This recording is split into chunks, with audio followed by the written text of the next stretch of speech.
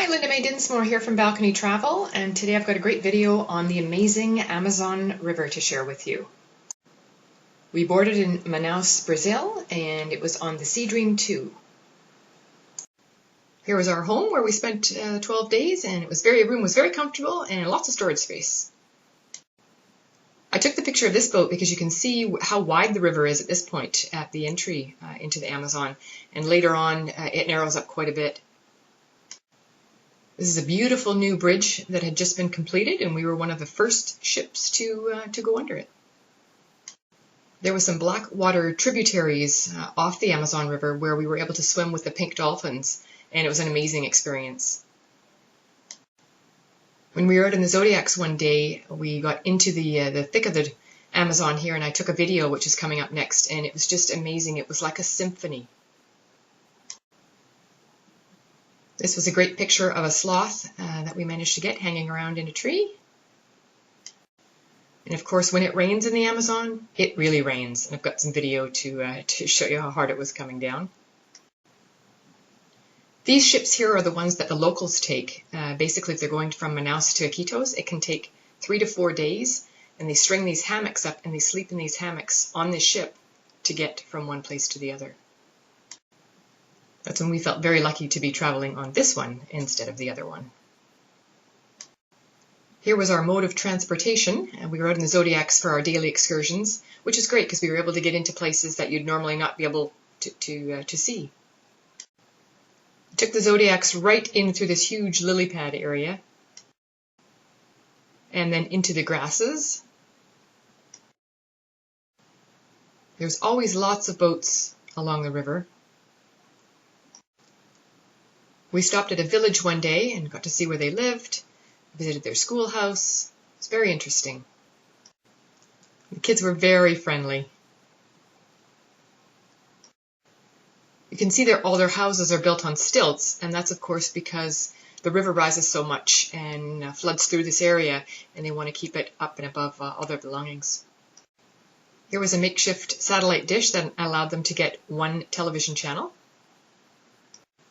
Our guide was showing us all kinds of various fruits and cocoa beans, breaking them open to show us the insides. Here you can see at the stern of the ship is where we get on and off the Zodiacs during the day. And here's another village we passed by on our way to a big town, which you'll see coming up. This was a very colorful hotel at the town. Thought this was a great picture of contrast, and not quite sure if it would ever pass the building bylaws where I live.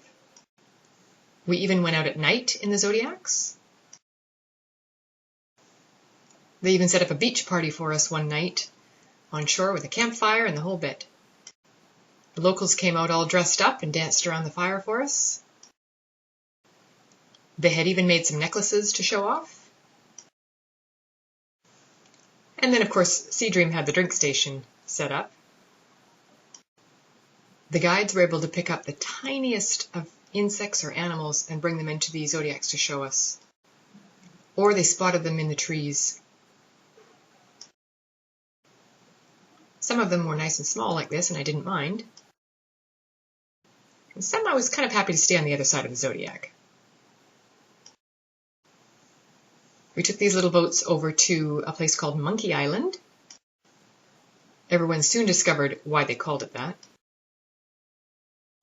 They were literally jumping everywhere on us, on our heads, on our backs, on our necks. It was hilarious, lots of fun. It was a great day. We left there and went to another island, and this fellow was sitting at the entrance of the area, just holding a snake. And here were some very cute little kids with their pet sloth. They did a traditional tribal dance for us, which was great, and invited us to join in and participate. Half the village came to see us off, I think. This section of the Amazon, as was most of it, is either muddy brown or the dark black waters. Our last bit of wildlife before we headed to Iquitos, Peru. Unfortunately, it was a very rainy day when we were there, but here's a picture of a tuk-tuk, very much like they have over in Asia. They were all lined up just like taxi cabs. Heading off to the airport for our return flight home. A little surprised to see this plane still sitting out on the tarmac. And of course you feel a lot better knowing that this is your plane instead of the other one.